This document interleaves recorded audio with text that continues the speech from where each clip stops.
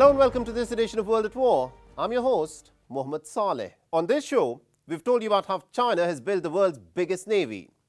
And by imposing a blockade on the Taiwan Strait with its military drills in the month of August, Beijing had exhibited to the world what its navy is capable of.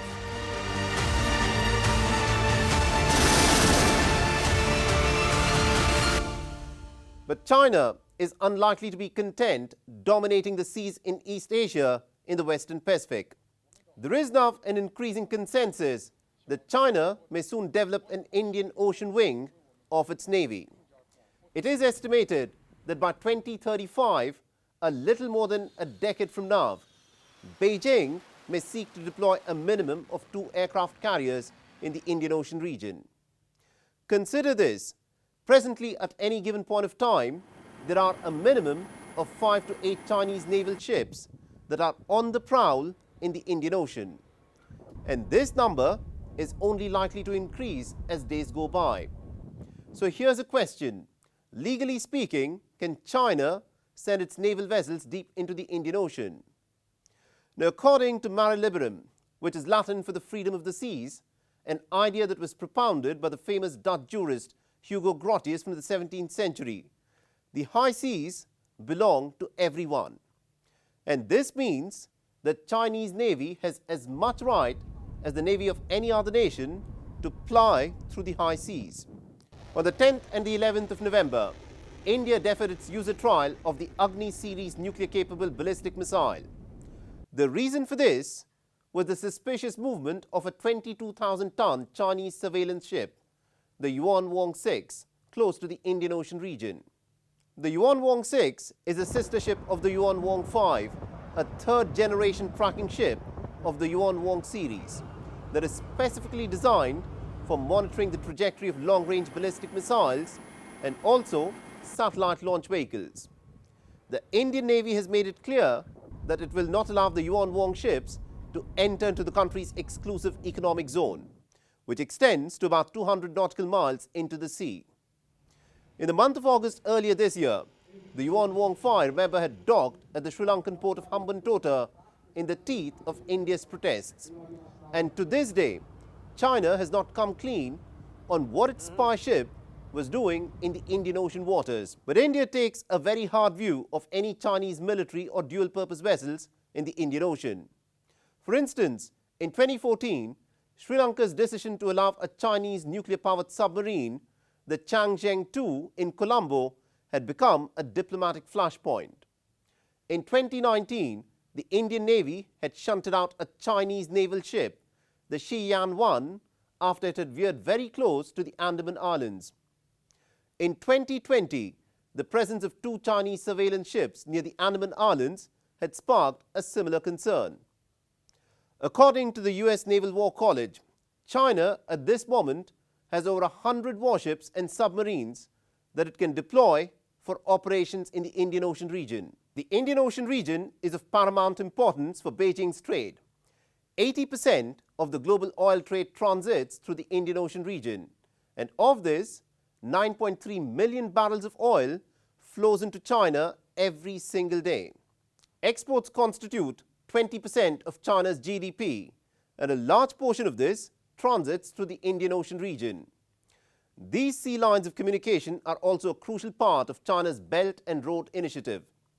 Now, for more than a decade and a half, analysts have pointed out to the string of pearls that China has built around India. But Beijing views India's Andaman-Nicobar Command as an iron curtain that has effectively blocked a free play for the Chinese Navy in the Indian Ocean. The clearest indicator of China's intentions were displayed at China's first ever Indian Ocean Forum that was held on the 21st of November in Kunming in the Yunnan province. 19 countries participated in the meeting, but India was conspicuous by its absence. In the Western Pacific, China is in a direct headbutting contest with the United States. India's border standoff with China in Ladakh has been extensively reported. For decades, Beijing has resorted to salami slicing along the Himalayan borders. And now, China wants to go one step better. In the long game of strategic interests, China wants to emerge as a major player on the high seas of the Indian Ocean. And the Indian Navy is definitely up for the challenge. It is planning to deploy an aircraft carrier along the coast of Chennai to blunt any nefarious activities by the Chinese ships in the waters of the Indian Ocean.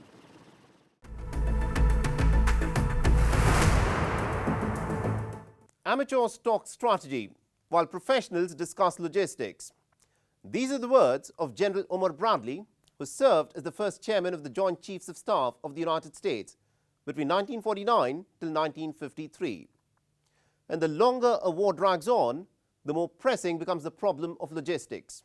In October, the Ukrainian Defense Minister Oleksiy Reznikov had famously claimed that Russia had burned through almost about 70% of its pre-war cache of missiles and heavy weapons. So it was hoped that it was only a matter of time before Kremlin would exhaust itself of its ability to strike Ukrainian targets. But as is evident, the Russian offensive has continued at a furious pace, and it has strategically targeted the Ukrainian infrastructure. So despite the crippling sanctions, how has Russia managed to replenish its arsenal? Our next report gets you more details. This has been described as the graveyard of missiles. Located on the outskirts of Kharkiv, what you're looking at are fragments of shells, missiles and spent cluster bombs, among other forms of ammunition.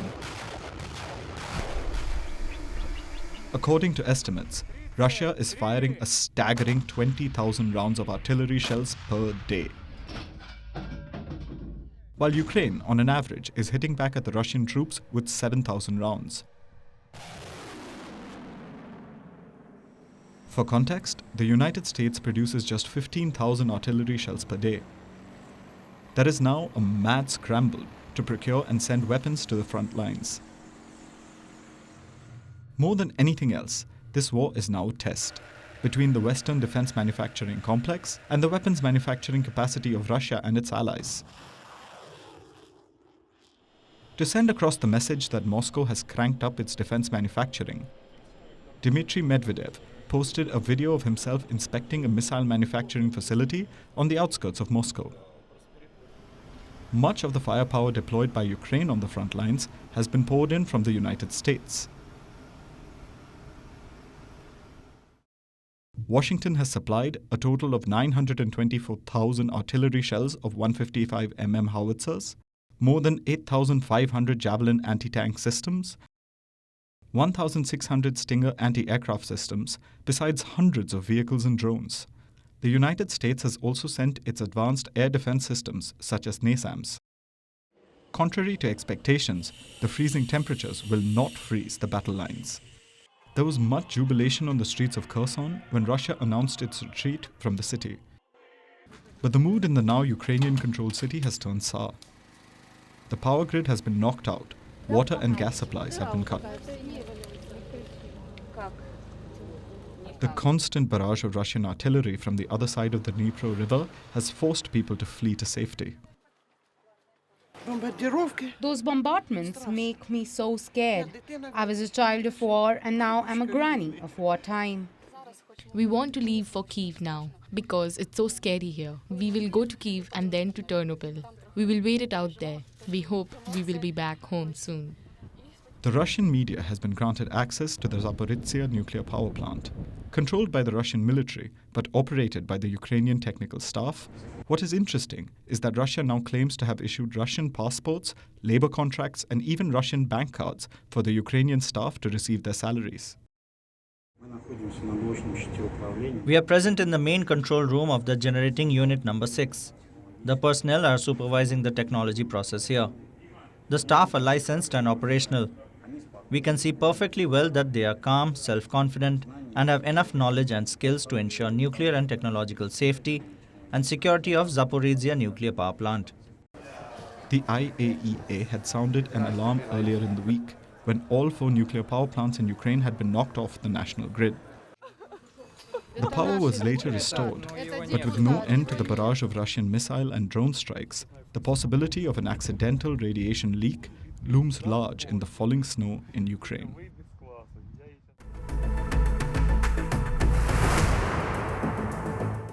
The ISIS has appointed a new chief, after its leader Abu Hassan al-Hashmi al-Qureshi was killed, as the Islamic State described, in combat against the enemies of God. But how much territory does the ISIS now control? And what influence does this dreaded terror organization now wield? Our next report gets you more details. On the 30th of November, the ISIS was forced to make a candid admission. Its leader, Abu Hassan al-Hashmi al-Qureshi, had been killed in combat. But the ISIS did not elaborate on the circumstances in which the ISIS chief had died.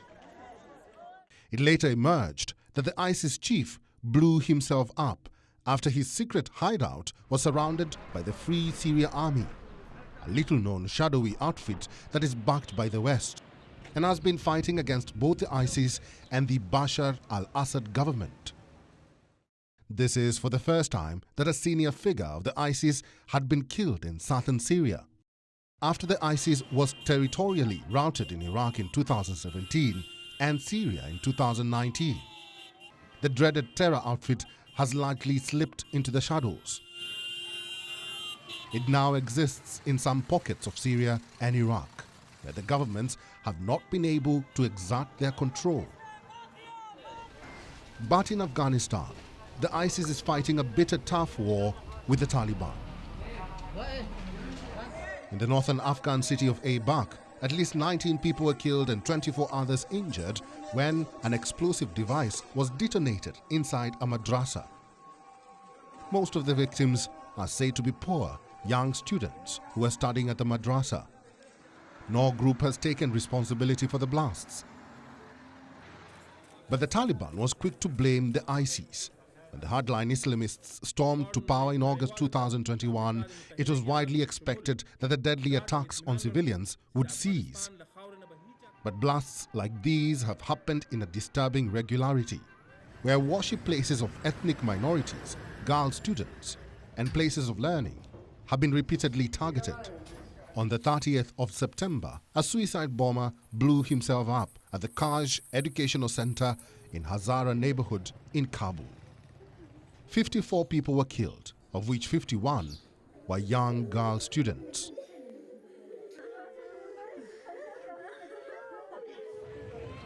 Just months before the Taliban took charge of Kabul, there was a car blast in front of the Syed al-Shuhada school, again in a predominantly Shia Hazara area of Kabul. At least 90 people were killed and over 240 others were injured.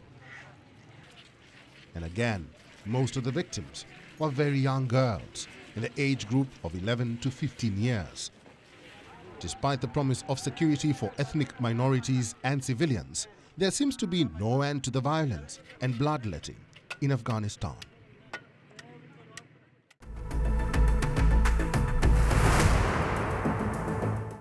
On the 27th of November, the Al-Shabaab militants staged a daring attack on an upscale Villa Rose hotel in central Mogadishu. According to reports, at least 9 people, including 8 civilians, were killed. The new government of Hassan Sheikh Mohammed, which declared an all-out war against Al-Shabaab, has tried to crush the militant group. But despite the government's best efforts, Al-Shabaab has managed to strike at the heart of the Somali capital with devastating consequences. Our next report gets you more details. Sporadic gunfire rang out from inside the besieged Villa Rose Hotel on Monday afternoon. The weekend siege began with an explosion before Al-Shabaab militants stormed inside the hotel's gates. Equipped with firearms and explosives, they besieged the hotel for more than 20 hours. Eventually, the Somali forces neutralized the Al-Shabaab assailants and rescued 60 people, including government officials.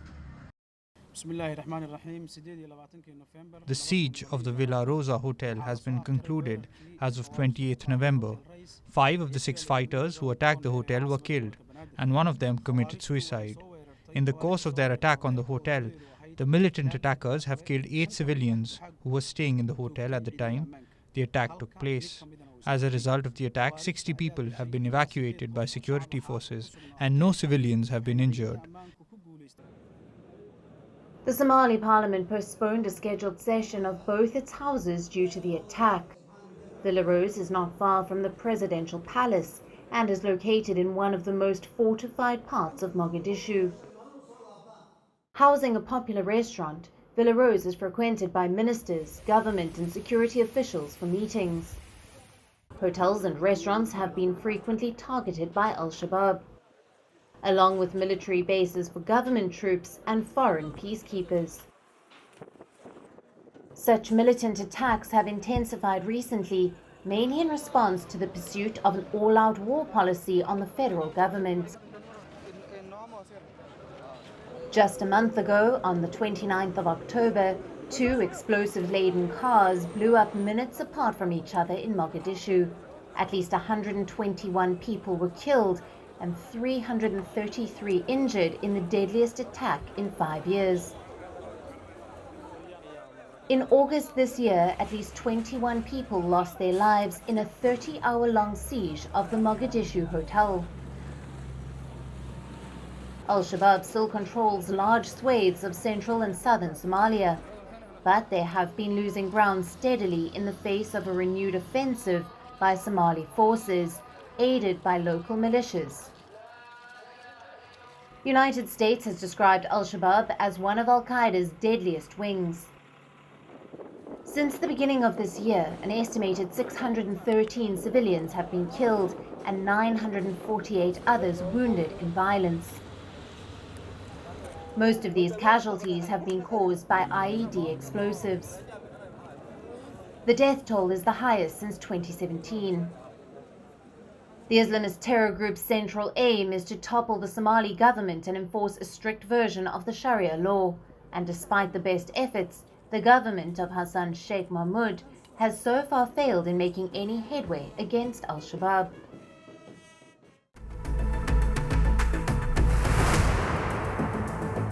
The Honduran president has declared a state of emergency, and this desperate measure has been adopted in a bid to stamp out the widespread abductions and extortion that has become very rampant in the country. The situation is said to be so bad that working-class citizens avoid stepping out as much as possible because they fear that they could be abducted for ransom. But how did the situation reach this point where an entire country is being held hostage by powerful criminal gangs? Our next report gets you more details. The Central American nation of Honduras is implementing a new plan to combat extortion by powerful street gangs. The impoverished country has long been plagued by gangs and drug trafficking-related violence. Cracking the whip, the first female president, Xiomara Castro, declared a national security emergency on Thursday. In a television broadcast, the leftist president exhorted the national police to take hold of the territories lost to these gangs. La Policía Nacional. The National Police must recover in the shortest possible time the public spaces violated and controlled by the organized crime and their gangs.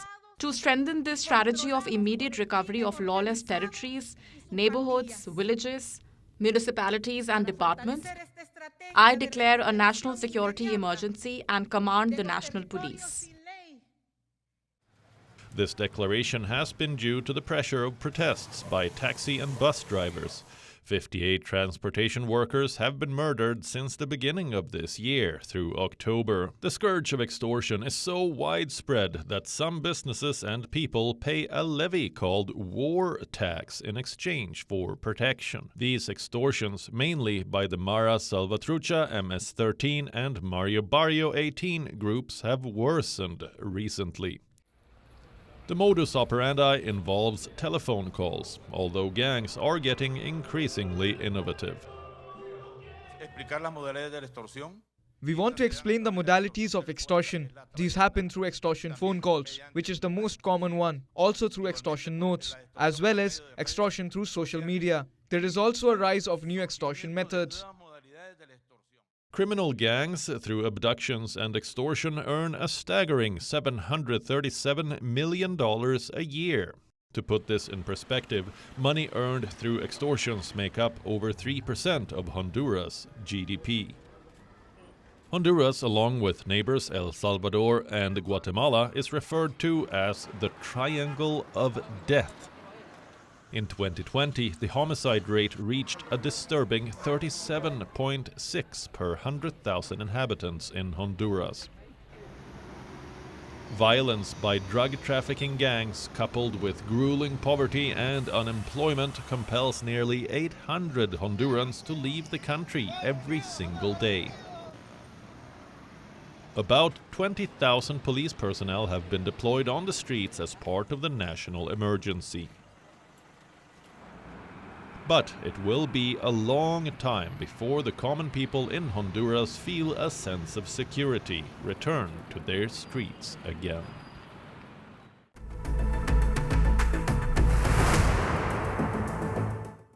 Thanks for watching World at War. And if you want to reach out to me with any suggestions or comments or feedback, please feel free to tweet to me on the Twitter handle that you see on your screens. I'm your host Mohammed Saleh, and I'll see you again next week.